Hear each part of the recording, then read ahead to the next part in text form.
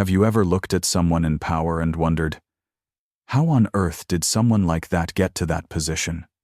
We've all witnessed this.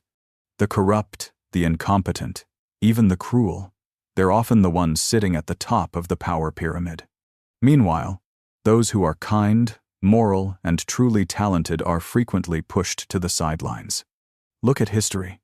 Emperor Nero played his lyre while Rome burned. Or more recently, dictators like Stalin and Hitler, monsters who caused millions of deaths. What enabled them to climb to the heights of absolute power? This isn't just a story from the past. Even today, we see this pattern repeating itself.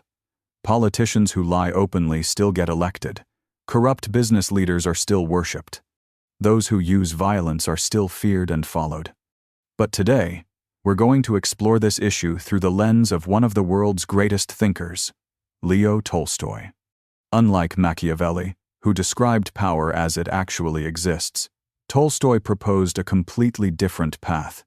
He believed that true power doesn't lie in the ability to coerce, but in the ability to inspire and transform hearts. In his final work, A Calendar of Wisdom, Tolstoy wrote, "I hope that the readers of this book may experience the same feelings of kindness and elevation that I experienced while working to create it." This marks the beginning of our journey to explore a profound paradox. Why do the best people so rarely hold power? And more importantly, how can we change this? To understand why power often falls into the wrong hands, Tolstoy identified a root cause that few dare to acknowledge. It's our very belief in violence that created this problem. In The Pathway of Life, Tolstoy wrote bluntly, "One of the main causes of human suffering is the false idea that some people can use force to arrange or improve the lives of others." This sounds simple, but think carefully about it. From childhood, we're taught that to have order, someone must be in charge, and those people have the right to use force when necessary. Police have the right to arrest, governments have the right to declare war, parents have the right to punish their children. But Tolstoy asks, who granted this authority? And why do we believe that violence can bring about good? He continues his analysis. The illusion that some people can use force to arrange the lives of others wasn't invented by someone special, but arose because humans, when giving in to their passions, first began forcing others and then tried to find justification for their violence. This explains so much. Those who crave power are often those willing to use violence first. They don't hesitate to threaten, intimidate, or even eliminate their rivals. And after using violence to seize power, they create legal systems, religions, or ideologies to justify their actions. Look at history. Every dictatorship began with violence, then created theories to prove that violence was necessary, righteous, or for the common good. What's even more terrifying, as Tolstoy points out, the illusion that humans can arrange other people's lives is all the more horrible because under this belief, the less moral a person is, the more highly they are valued. This is the key to understanding the power paradox. In a system based on violence, those willing to violate morality, willing to do what others won't dare, have the advantage. They can lie without feeling guilt. They can betray allies. They can slaughter enemies. Meanwhile, moral people are constrained by their conscience. They can't lie naturally. They can't betray friends. They can't use violence to achieve their goals. These very moral constraints, which are humanity's strength, become weaknesses in the race for power. And so we have a system designed to reward the worst people and eliminate the best. This isn't an accident or misfortune. This is the inevitable result of building society on a foundation of violence. Tolstoy saw this over a century ago, and he warned us about the consequences of continuing down this path. But he didn't just identify the problem. He also offered a solution. A completely different way to organize society and distribute power. That's exactly what we'll explore next. Now we come to the central question. If violence and low morality are the path to power, why don't good people try to change this? Why don't they compete for power and use it positively? The answer lies in the very nature of good people. Tolstoy observed a profound paradox about the relationship between humility and power. In The Pathway of Life, he wrote, "Nothing harms the pursuit of moral perfection more than self-satisfaction." What does this mean? The more moral someone is, the more they recognize their own flaws. The more they know, the more they see what they lack. The wiser they are, the more they know how ignorant they remain about so many things. Conversely, those who are incompetent and immoral have a terrible advantage. They're not constrained by self-doubt. They can't see their own limitations. As Tolstoy observed in A Calendar of Wisdom, a proud person initially makes others think he has more importance than he actually does, but when this influence disappears, as it always does, he simply becomes the object of jokes. But before that influence disappears, they can cause enormous damage. Compare these two types of people in a political debate. The first person, educated and moral, will say, "This issue is very complex. There are many factors to consider. I believe solution A might be effective, but there could also be unintended consequences we need to examine."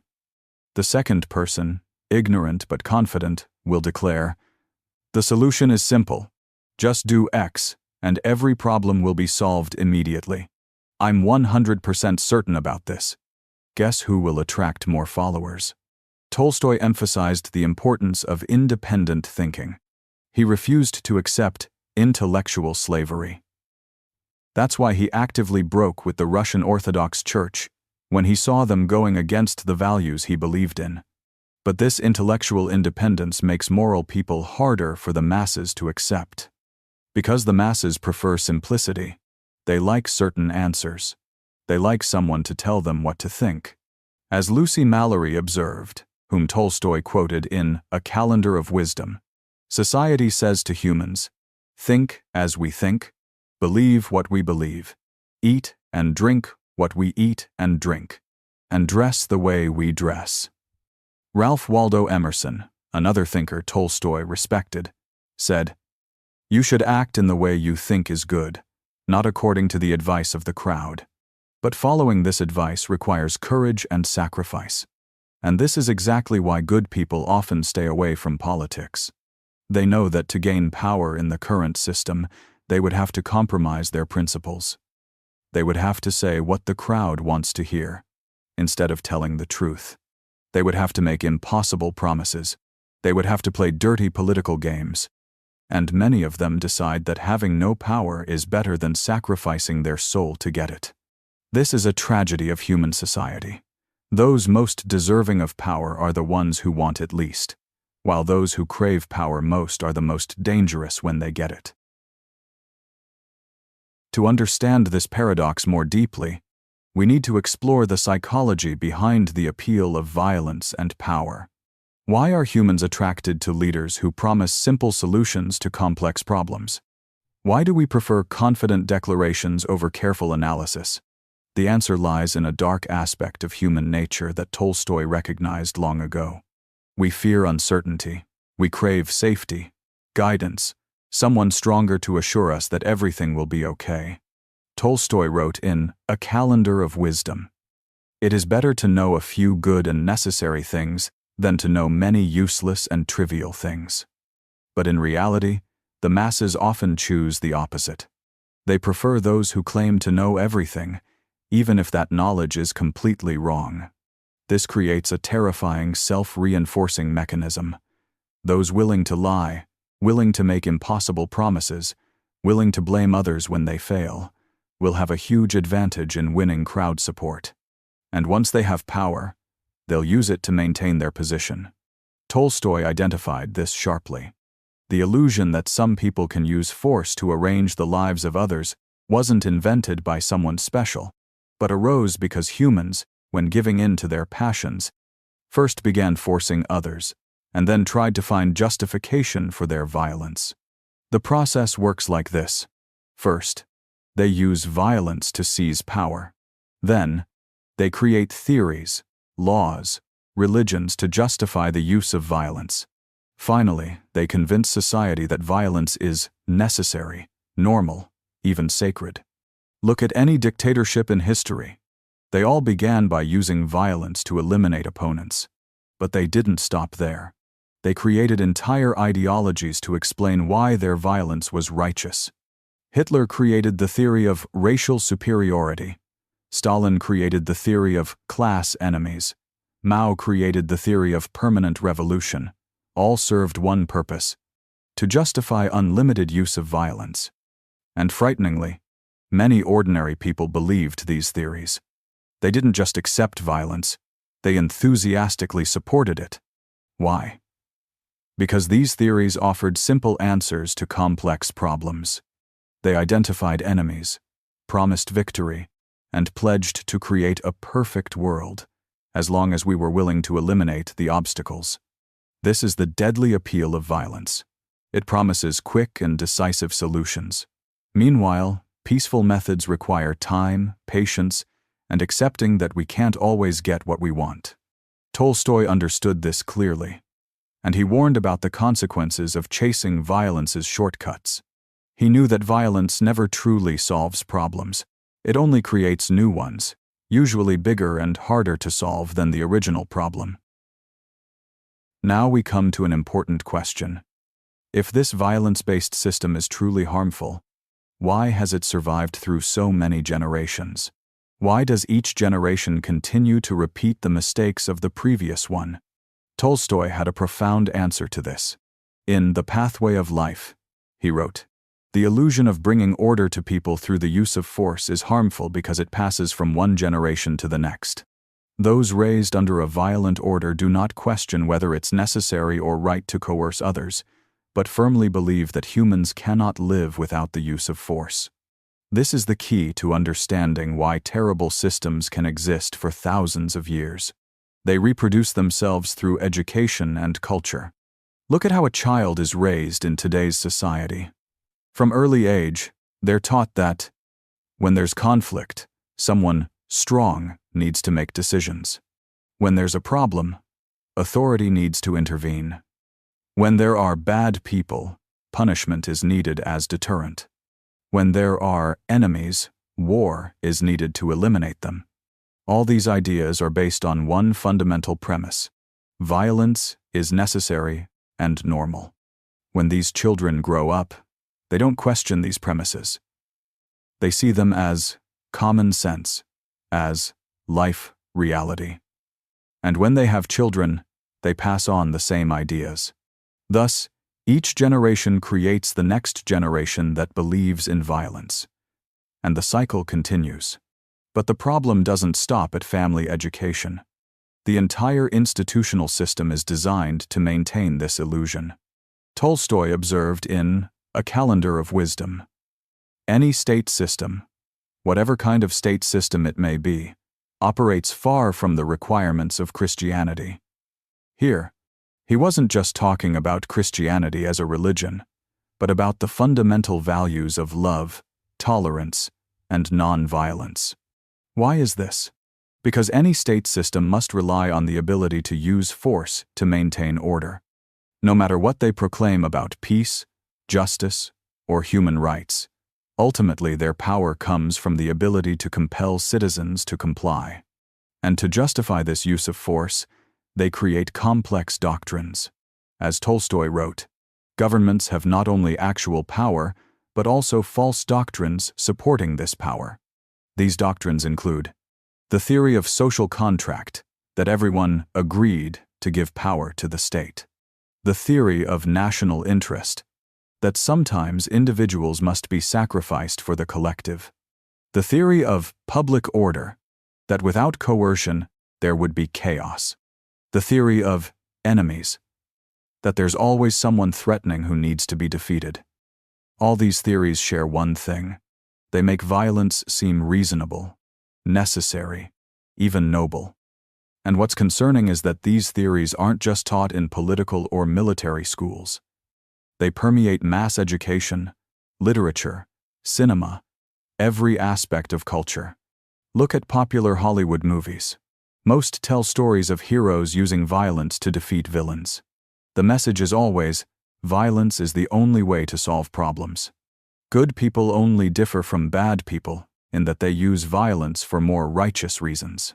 This creates a generation of young people who grow up believing that violence is not only normal, but necessary and admirable. But is violence really as effective as its supporters claim? Tolstoy spent many years studying this question, and his conclusion might surprise many people. In The Pathway of Life, he wrote a vivid example. Forcing people through violence to avoid doing evil is like damming a river and being satisfied with the shallow water below the dam. When the time is right, the river will overflow the dam and flow as before, and those who do evil will not stop doing evil, but only wait for their opportunity. This is one of the most profound observations about the true nature of violence. Violence cannot change human nature. It only forces people to temporarily change their behavior. And when the pressure disappears, they return to their true nature. Look at history to see this. Every time a dictatorship collapses, we often see an explosion of the very behaviors that regime tried to suppress. People don't become better after years of coercion. Instead, they often become more angry and vengeful. This happens because, as Tolstoy explains, violence creates hatred rather than persuasion. He wrote, "Those who force us rob us of our rights, and we hate them. We love those who know how to persuade us and consider them benefactors. It is not the wise person, but the cruel and ignorant one who resorts to force." This is a quote from Socrates that Tolstoy recorded. Socrates, one of humanity's greatest philosophers, understood that true strength lies in the ability to persuade, not in the ability to coerce. But why? Why is persuasion more powerful than coercion? The answer lies in how the human mind works. When we're forced to do something, we still keep our beliefs and values intact. We only change our behavior out of fear of punishment. As soon as we no longer fear punishment, we return to what we truly believe. But when we're persuaded, what happens? We change our very beliefs and values. We don't just change behavior. We change the motivation behind that behavior. And when motivation changes, the change becomes lasting and spontaneous. Tolstoy continues his analysis. To use force requires many accessories. To persuade, we need nothing. Those who feel strong enough within themselves to dominate minds don't need to resort to force. Only those who feel powerless in persuading others of their necessity resort to force. This explains why truly great leaders in history, like Gandhi, Martin Luther King Jr., or Mandela, could create profound and lasting changes without using violence. They understood that real change must come from within people's hearts, not from external pressure. Conversely, dictators, no matter how mighty they appear, will inevitably fail in the long run, because their power is based only on fear. And fear, however strong, cannot last forever. This is why Tolstoy believed that the path of non-violence is not only more moral, but also more effective in creating real social change. So, if violence isn't the solution, what path leads to a better society? Tolstoy spent his entire life searching for the answer to this question, and what he discovered could completely change how we view power and social change. Tolstoy's core principle can be summarized in one simple but revolutionary statement. To reform society, you must first reform yourself. To reform yourself, you must improve your inner self. Sounds too simple, doesn't it? But think carefully about this. Most of us do the opposite. We look out at the world, see things we don't like, and think, if I had power, I would change all this. We focus on changing others, changing systems, changing society, while forgetting that we ourselves also need to be changed. This isn't a new idea. Confucius said thousands of years ago, cultivate yourself, regulate your family, govern your state, pacify the world. To bring peace to the world, you must first cultivate yourself.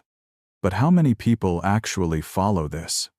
Tolstoy understood that this is a truth as simple and old as the earth itself, but also the most difficult truth to implement, because changing oneself requires brutal honesty with yourself. It requires us to admit our flaws, our bad habits, our selfish thoughts. Meanwhile, criticizing and wanting to change others is much easier. It gives us the feeling that we're the good person, the right person, the socially responsible person. But Tolstoy points out that this approach is completely opposite to how real change actually happens. Immanuel Kant, a philosopher Tolstoy greatly respected, wrote, "The improvement of society can only be achieved through the improvement of individual morality." Why is this? Because society isn't an abstract entity that exists independently. Society is the sum of all individuals. If individuals don't change, then no matter how you change systems, laws, or institutions, the final result will be the same. Look at history to see this. How many revolutions have promised to create a perfect society? The French Revolution promised liberty, equality, fraternity, but ended with the reign of terror. The Russian Revolution promised a classless society, but created one of the most brutal dictatorships in history. Why did these revolutions fail? Because they only changed external structures without changing the people inside. The revolutionaries still carried within themselves the same desires for power, hatreds, and prejudices as those they wanted to overthrow.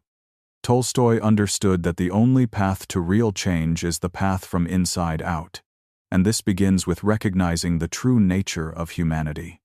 He wrote, "The voice of your conscience is the voice of God." This doesn't necessarily have to be understood religiously.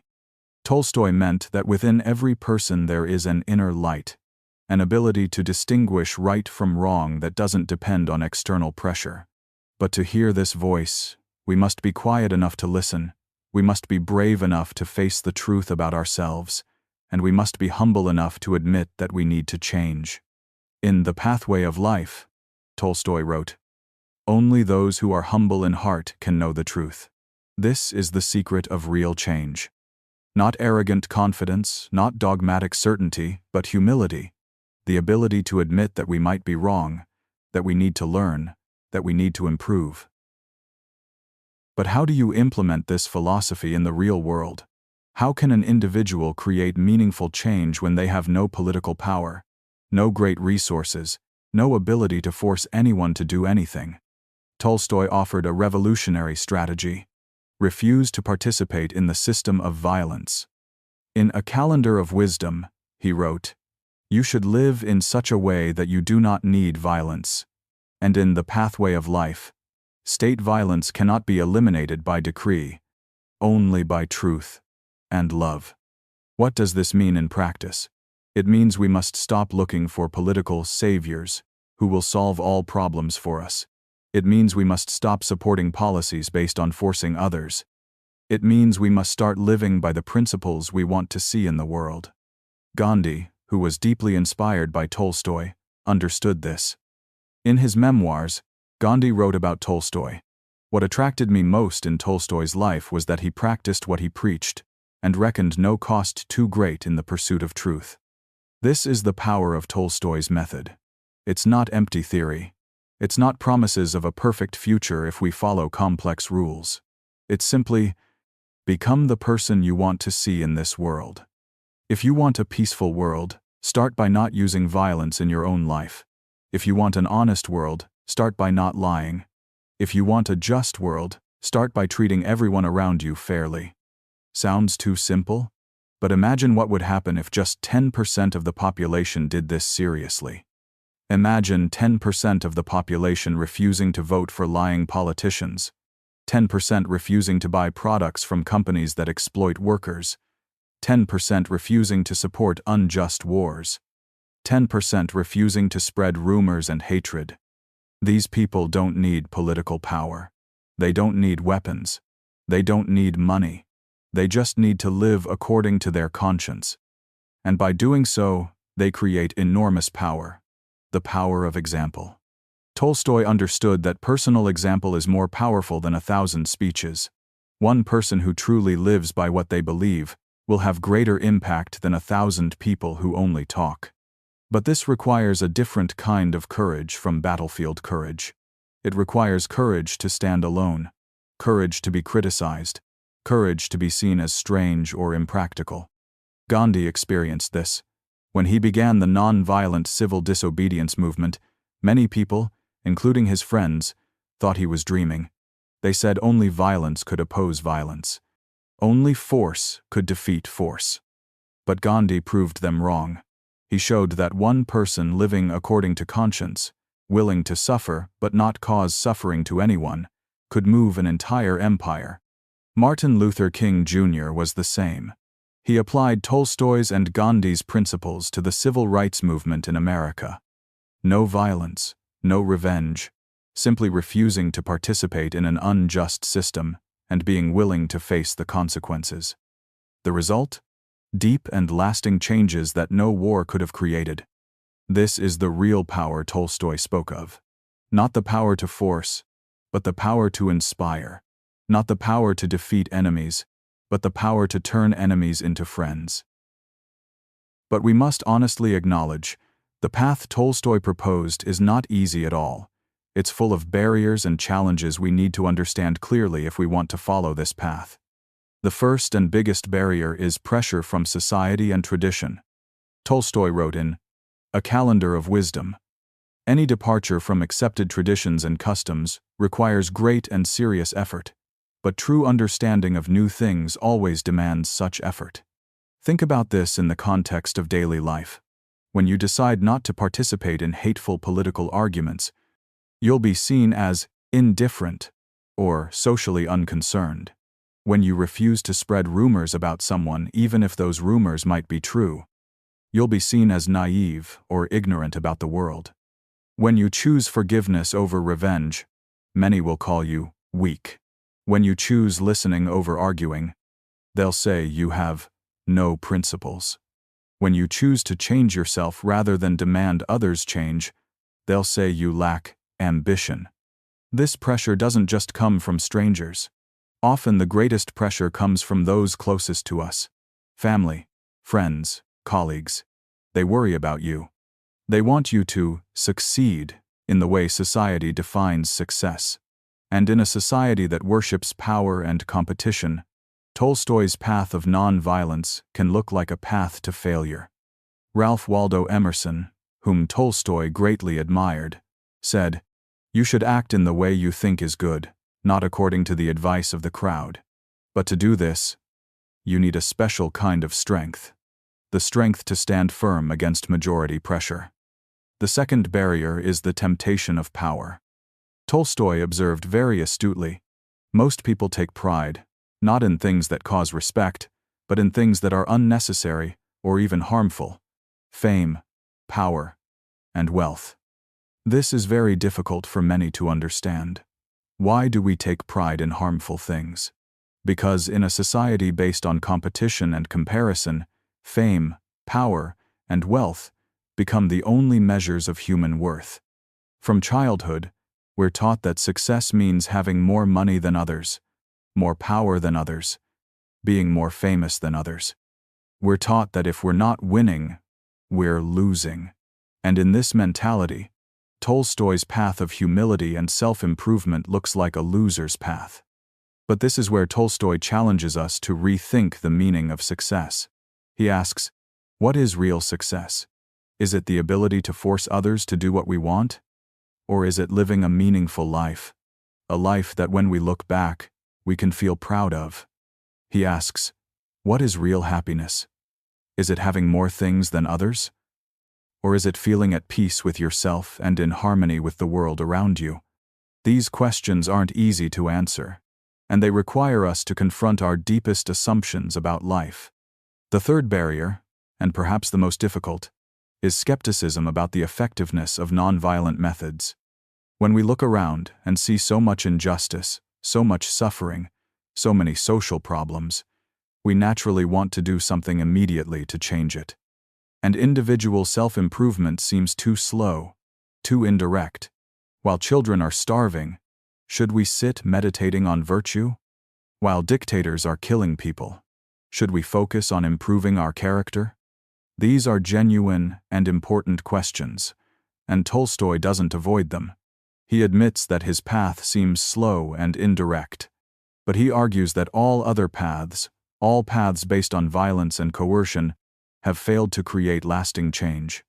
He points out that the most violent revolutions, the most righteous wars, ultimately created new problems instead of solving old ones. So how do we overcome these barriers? How do we build a society based on the principles Tolstoy proposed? Tolstoy believed the key lies in education, but not the kind of education we usually think of. Not memorizing information or even developing critical thinking skills, but moral education, teaching people how to live a meaningful and valuable life. In A Calendar of Wisdom, he wrote, "Always consider yourself a student. Never think that you are too old to learn, that your soul is already as it should be and cannot be improved. For a rational person, there is no graduation from school. They are students until death." This is a completely different view of education. Instead of seeing education as a process to prepare for careers or compete with others, Tolstoy saw education as a lifelong process of becoming a better person. What does this mean in practice? It means we need to teach children and remind ourselves fundamental questions. How do you live a meaningful life? How do you treat others well? How do you find true happiness? It means we need to create spaces, in families, schools, communities, where people can discuss these questions openly and honestly. But Tolstoy also understood that education alone isn't enough. We also need to build communities that support each other in living by these principles. This doesn't mean creating cults or groups separate from society. On the contrary, it means finding like-minded people, those who also want to live meaningful lives and don't want to participate in toxic power games. These communities can be small, just a few friends committed to living by shared principles, or they can be larger, organizations, social movements based on nonviolent values. What matters isn't the scale, but the quality. A small group of people truly committed to positive change will have more impact than a huge organization lacking clear direction. Tolstoy also emphasized the importance of patience. In The Pathway of Life, he wrote, "Only through non-resistance to evil will humanity be led to replace the law of love for the law of force." Non-resistance to evil doesn't mean passivity or accepting injustice. It means not using evil's methods to fight evil, not using violence to fight violence, not using hatred to fight hatred, not using lies to fight lies. Instead, we use positive tools, truth to fight falsehood, love to fight hatred, non-violence to fight violence.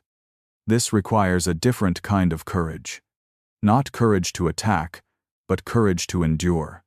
Not courage to defeat enemies, but courage to love enemies. And Tolstoy believed this is the only path to real change, because only when we change our approach to problems can we hope to achieve different results. Einstein once said, "We cannot solve problems with the same thinking that created them." Tolstoy understood this over a century before Einstein. He knew that to create a non-violent world, we must start by becoming non-violent people. To create a just world, we must start by living justly. To create a peaceful world, we must start by creating peace within our own hearts. This isn't an easy task. It may take centuries. But Tolstoy believed this is the only path worth taking, because it's the only path that can lead to a truly better future for humanity. As we conclude this journey, let's return to Leo Tolstoy himself. His life is living proof of everything we've just explored. Tolstoy was born with every privilege: count, wealthy, famous, social power. His works, War and Peace and Anna Karenina, made him one of the most revered writers in the world. But none of this brought peace. As we saw, his life was long chains of suffering, torment, and anguish.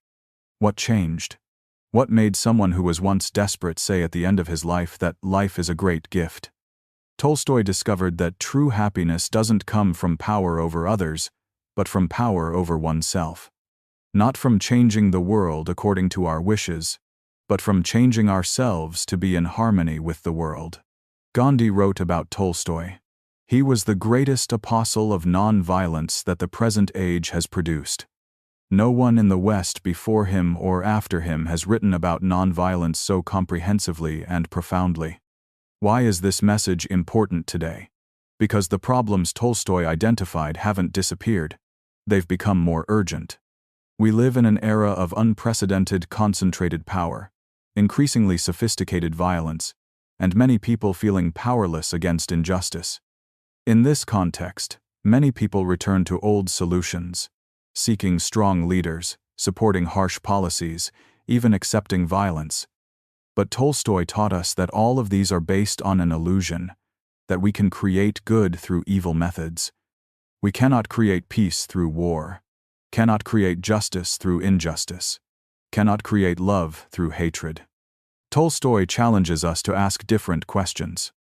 Instead of, "Who will save us?" ask, "How do we save ourselves?" Instead of, "How do we change them?"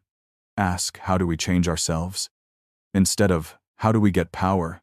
ask, "How do we use power responsibly?" Because the truth is that each of us has power. The power to decide how to live, how to treat others, how to contribute to the world.